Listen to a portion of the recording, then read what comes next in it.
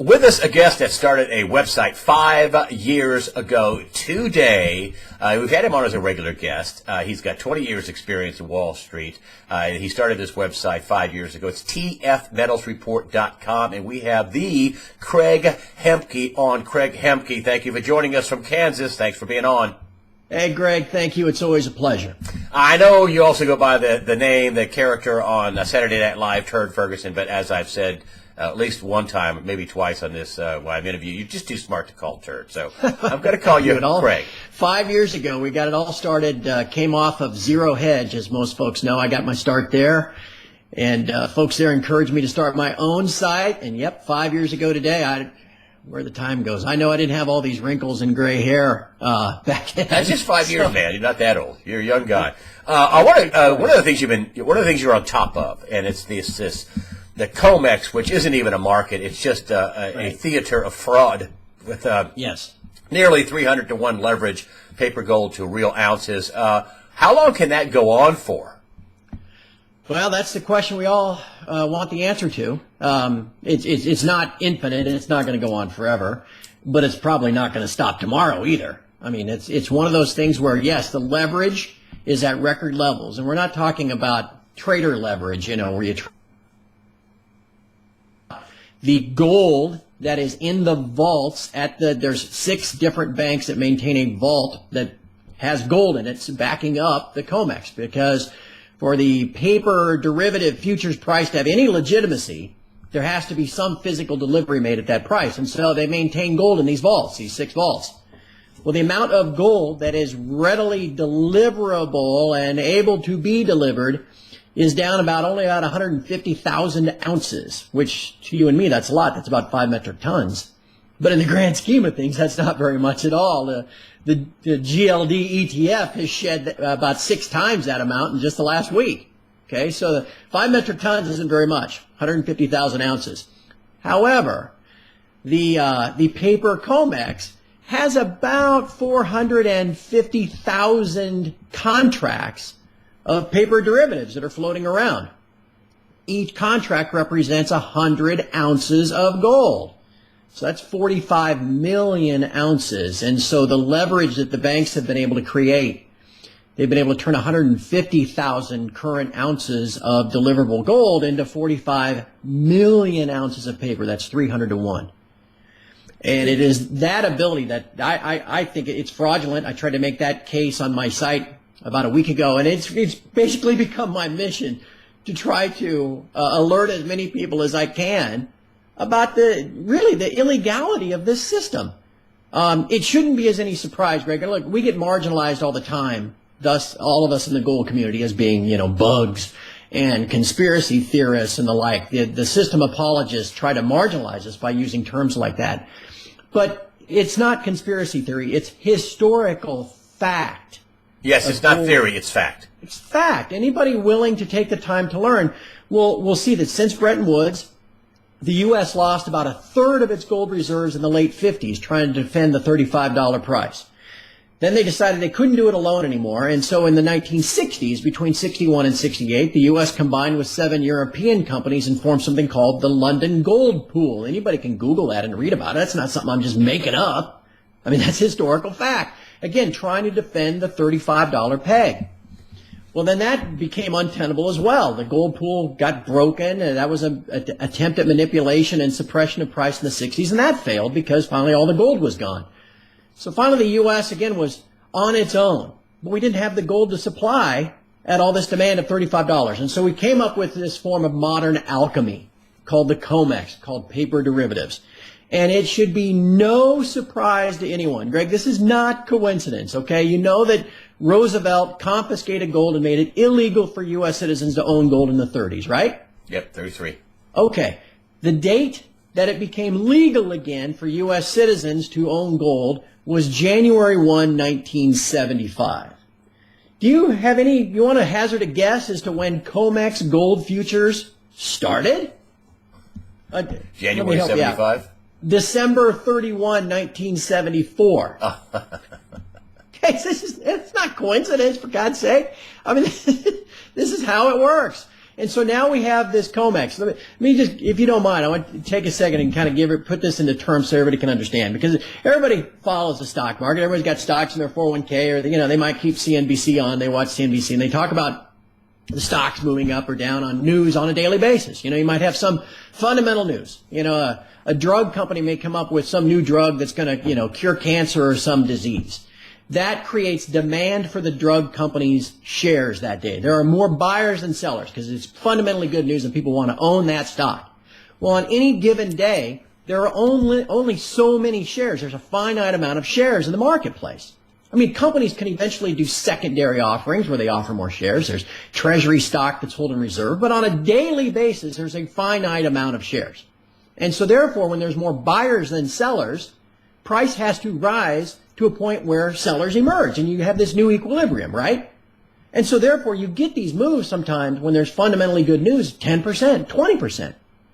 But in the gold market, have you ever noticed that it never seems to move more than 1% in a day, regardless of what the news? Well, why is that? Well, that's because instead of there being a finite amount of these paper derivative contracts, the banks, as we mentioned, just increase the leverage. They just simply create new contracts to meet the demand. Can you imagine if there was a drug company or a computer company or any kind of public company that has fundamentally good news, and yet the market makers for that equity on the New York Stock Exchange, rather than matching buyers and sellers, just simply created new shares from whole cloth to meet the demand? It would never be allowed. It'd be illegal. So what you're really saying is that the 300-to-1 leverage is really showing not just fraud, but huge demand at COMEX for physical gold. Absolutely. And so what these banks do, is they create, rather than having a finite supply of contracts based on a fixed amount of gold, or at which point is pretty low, as we were just talking about in the COMEX, they're able to just simply create new contracts to supply to the market when there's demand. The way they then do this is they supply it all the way up. All through the month of October, gold price was rising, right? But it only rose by 6 or 7% because the banks increased the total amount of contracts outstanding by more than 10%. And you're saying that this leverage is a clear, I want to talk about this, clear sign of demand. That this leverage isn't just fraud. I mean, to me, this is a revelation to me. To me, it's, wow, 300-to-1 leverage is fraud. What you're saying in the background, additionally, is that what it really is, when it was 100-to-1 leverage, that was big demand. When it was 200-to-1 leverage, that was bigger demand. Now it's nearly 300-to-1 leverage. It's huge demand. Talk about the demand. What the 300-to-1 leverage really shows is demand? Well, yes, and to me, and we've been at this number now for a couple of months, because the banks, these banks that manage those vaults in New York, they can always just journal gold around. There's two categories how they classify the gold in the vaults. It's either registered, which means it's able to be delivered, ready to be delivered, offered for sale, and then eligible, which is just kind of gold in storage that potentially could be offered for sale, but at present is not. Well, it's that registered gold that we base this number on. That's the 150,000 ounces. The banks could always just journal entry some of the eligible gold to registered and move it from 150,000 to 300,000 if they wanted to, but for the last 2 months they haven't. And so we've been at this record leverage of 300-to-1. Again, meaning that for every 1 physical ounce on supply in the vaults of the COMEX, there's 300 beneficial owners, if you will. There's 300 paper ounces that have been created. And that leverage, that stress is telling us something. We get the anecdotal stories about the empty vaults of London and the stress of the gold that's flowing, physical gold that's flowing out of the U.S., flowing out of the UK into Switzerland. There in Switzerland, there are all kinds of stories about the main refiners. There's 4 or 5 of them that are running 24/7, 24 hours a day, 7 days a week, taking with the old form of the 400-ounce gold bar, the big heavy 25-pound gold bar that you see, taking those, melting them down, recasting them into kilo bars and shipping them to the east where the demand is. So the 300-to-1 leverage is really huge fraud to try to suppress huge demand. No question about it. And so what happens is, and we were talking, as I was mentioning earlier, you get fundamentally good news in September, right? That once again, the FOMC doesn't raise rates. Imagine that. And then we get to the 2nd of October, and that particular employment report was awful. And so all of a sudden we thought, well, now there's not going to be any rate hike at all this year. And all of a sudden there's demand for some type of gold exposure from hedge funds, from trading funds, from investors. They don't buy physical gold. They just buy these contracts on the COMEX exchange. Well, if you had a static amount of contracts based on the gold that was there, the price would have to rise 10%, 20% to the point where you find sellers of the existing contracts. But that's not how it works. That's not what's happening. It's not what's happening. That's exactly right. Instead, these banks simply create new contracts from nothing. And by doing so, they're able to cap the price. They held it for 3 weeks below a key technical level called the 200-day moving average. If price had gotten above there, it would have engendered even more buying of contracts because of the upward momentum. But instead, prices held and capped there. Eventually, momentum stalls. Bad news then comes out for gold in the form of the latest FOMC meeting in October and then last Friday's employment report. And then down goes price. The banks use all of that speculator selling to buy back these contracts that they issued in October, and it's as if nothing ever happened. Why do you suppose demand is so high? You said it's 300 to 1 leverage for a couple of months. Why? Why is the demand so high? I think we're finally running out. I mean, like I said, there's all kinds of anecdotal stories of empty vaults in London. Okay, we know we get data every month of UK export numbers, US export numbers. There's a guy I visited with Steve St. Angelo, but he runs the SRS Rocco report, and he writes these reports every month detailing the export-import numbers out of the U.S. through Switzerland. Koos Jansen in the Netherlands does a wonderful job of noting all of the demand that goes into China and into India. And I think we're finally starting to run out. I'll give you another data point, Greg. Last year, one of the things that we used to follow was called the gold forward rates, GOFO rates in London. And it was a measure of tightness, of physical tightness. For nearly 25 years, those rates had been negative for 7 days. 7 days in 25 years, okay? Beginning in 2014, they started going negative about half the time. We spent a whole year with those rates being negative. That is a sign of extreme physical tightness. After price collapsed late last year, those rates went negative on a historical basis, deeper negative than they'd ever been. You know what the response was of the LBMA in London to that? They stopped publishing the GOFO rates. so we couldn't see it anymore. There's all these, like I said, there's all these anecdotal data points. And like I said, we can't look at it and say, so therefore, by Thanksgiving, all hell's going to break loose and the system's going to break. I'm not going to tell you that, but what I will tell you is I'm perfectly comfortable owning gold, have been perfectly comfortable accumulating it for the last 3 years while price falls, because I know that this system is eventually going to fail, and when it does, the result is going to be spectacular. And you think the signs of it finally running out is this 300 to 1 leverage? That's extreme demand, not just extreme fraud. Yeah, one of them. Yeah, exactly. It's definitely extreme fraud. And we should never, obviously for the reason we talked about, there's a reason why the futures markets are set up and utilized the way they are. It's modern alchemy to try to suppress, control price, manage price.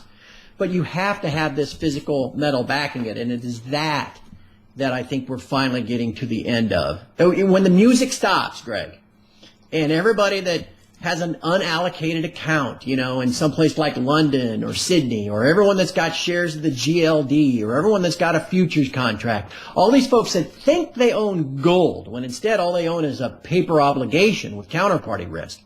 When the music stops, when the 300 people that are circling one chair while the music plays, when they all try to sit on that chair at once, and the world realizes there's nowhere near the amount of gold that has been alleged to be there by this futures trading, let's just say the price isn't going to be $1,100 an ounce. Yeah. I want to go move on to the Fed. The fact is, that's an excellent summation of what the heck is going on. Oh, thanks. A lot of people are going to want to really hear this because that's just really really good summation of what's going on. We're getting close to the end. That's what the sign is. The signs are we're getting close. We don't know when the end's going to be, but it's close. Let's move on to the Fed's the wackadoodleness of the Baghdad Bob Fed. Right. Which is, I don't even know if you want to call it that. I mean, that's maybe insulting to Baghdad Bob. Yeah, exactly. But, I mean, they're talking about negative rates at Yellen at one instance. The Fed governors are saying, gosh, the economy is great. Then we get this job number, which when you drill down, it's part-time and seasonal and temporary jobs. And then they're talking back on, we're going to raise rates again.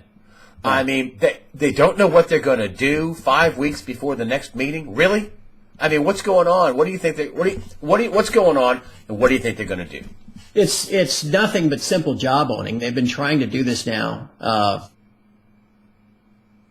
You can go back. Zero Hedge has a collection of headlines. You do a Google search of Zero Hedge and then Fed rate hikes, and you'll find this same job owning has been taking place since 2010. Remember all the stuff about green shoots and all that other nonsense, right? It's not going to happen.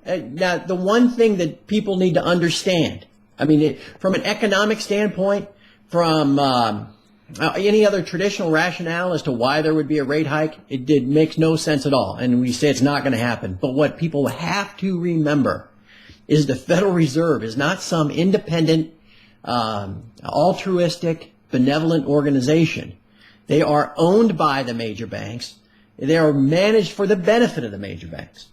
So if we get to December and the Janet Yellen and the FOMC governors all decide that it's to the benefit of the banks to raise rates, then they're going to do it. Come hell or high water. It's not like they're going to not do it because it somehow benefits the economy. No, they'll do whatever is best for their banks. That's what TARP was all about. That's what all of that nonsense was in 2008. So they may raise rates.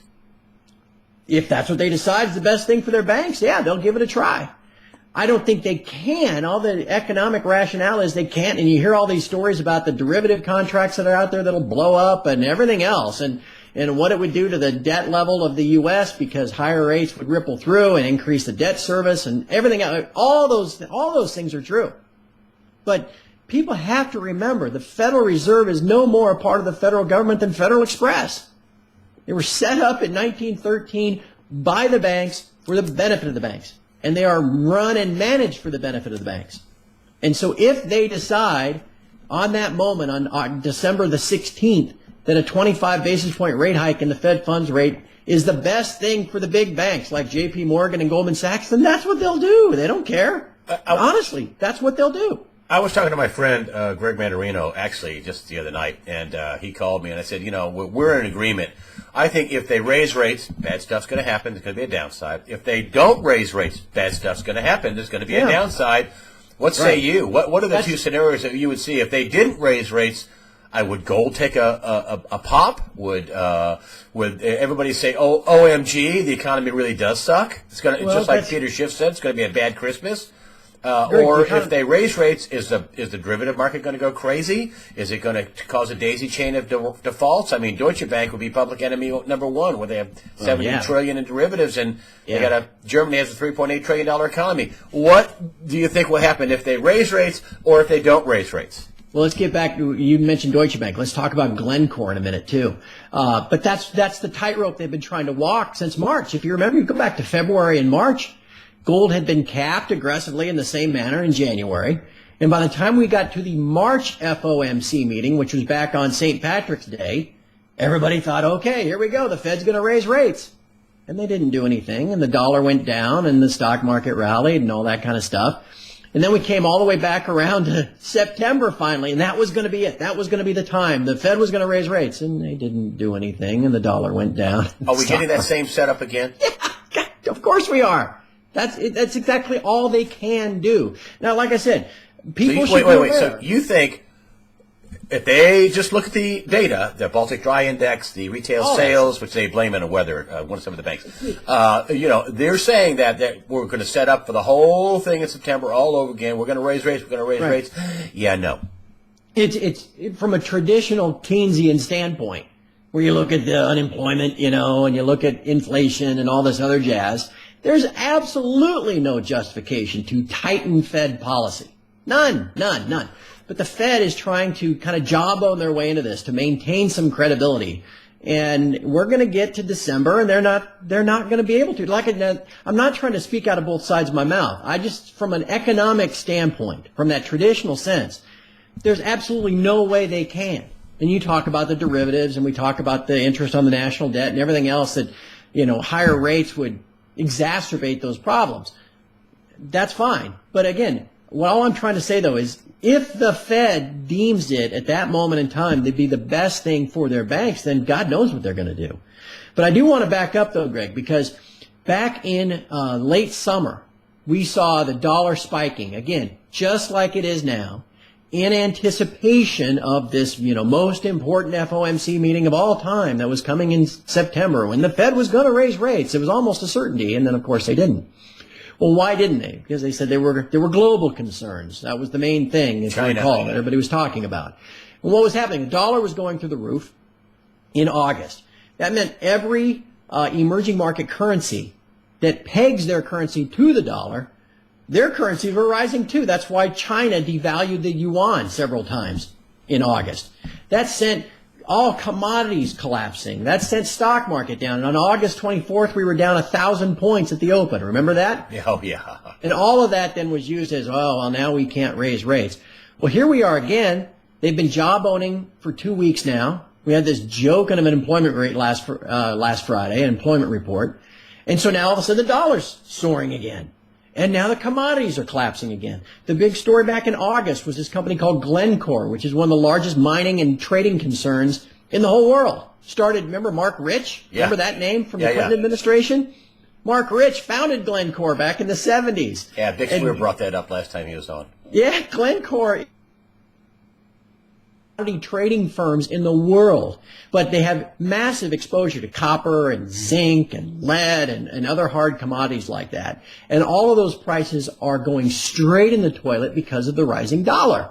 They were going straight in the toilet back in August too. And so anyway, we're right back to where we were in August. And so as we move through November, and we'll get a GDP revision of the third quarter, which will be down from its paltry 1.5%. We'll even get another employment report on the first Friday of December. And by the time we get around to December 16th, I'm quite certain, based at least on all these economic factors, that the Fed will do nothing again.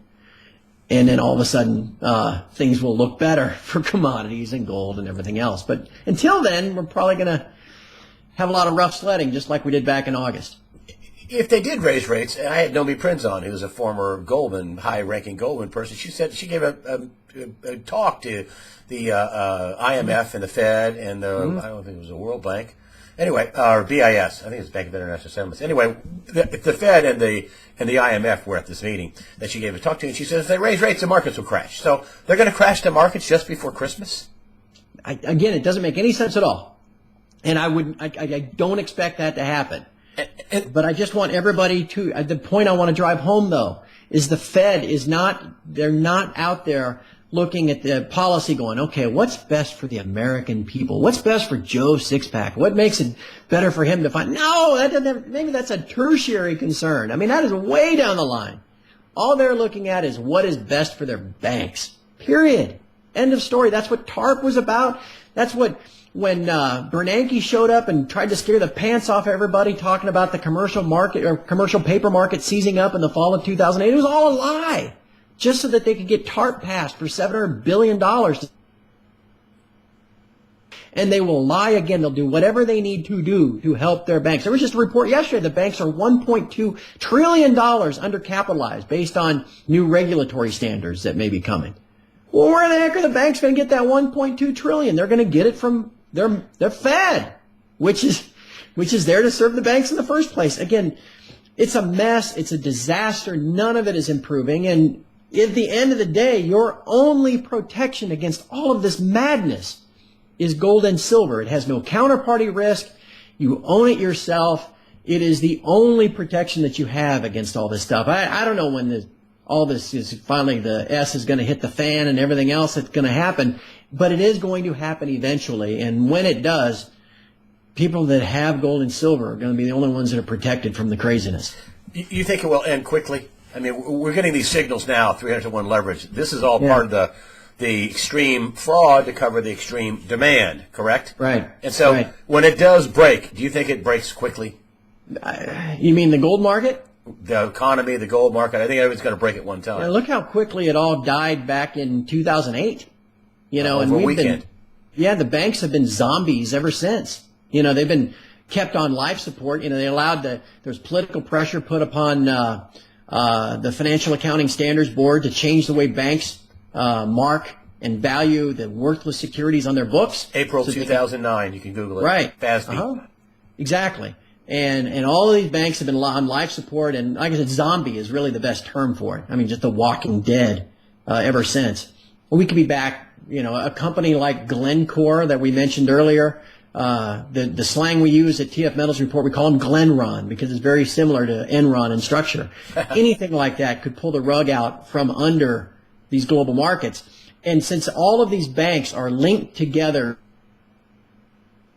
chain of derivative exposure, that's why you get the too big to fail. One fails, it brings down all the rest of them. And so, it could happen overnight. The gold market could do it. I mean, all these major banks are the primary major bullion banks that are in charge of managing the gold bullion market and moving the physical gold around the planet. I mean, when that finally collapses, that could be enough to break it all too. And again, how fast does it all fall apart? I don't know. That's kind of an academic discussion, I suppose. We'd all just sit here and speculate. I just know it's going to, and I take a lot of heat. I'm sure there'll be some folks in the comment section of this YouTube page that'll say, oh, yeah, Turd Ferguson, he's an idiot. He's wrong all the time. All that ever does is gold and silver go down. And people not understanding why they've fallen for the last 3 years. But I don't lose a minute of sleep over that. I'm none. Everything that we were worried about in 2011 and 2012 is still out there. It's only even worse than it was then. The fact that price here at the end of 2011 is where it is actually just a bonus for everybody. It's a chance for those that have not prepared for this event to get prepared and still get their hands on physical metal while they can, because the end is coming. The fact that it's been postponed a couple of years doesn't mean anything. Doesn't make a bit of difference to me. Craig Hemke, TF Metals Report, 5-year anniversary today. Yeah. Happy anniversary, my friend. Thanks for coming on USAWatchdog.com. My pleasure, Greg. Oh, your sign-up page. You have a subscription page, and it is, how much do you charge for a subscription? $10 a month, my friend. $10 a month, and you'll give me your subscription page. It'll be on for you YouTube people. Go up to the right through, click on the USA Watchdog, scroll down to the after the interview section. You'll see a little thing about Craig's subscription page, which I get nothing from. I'm doing this as a courtesy, as I do all links to people as a courtesy. Craig Hemke, thank you for joining us today on USAWatchdog.com. My pleasure, my friend. Take care.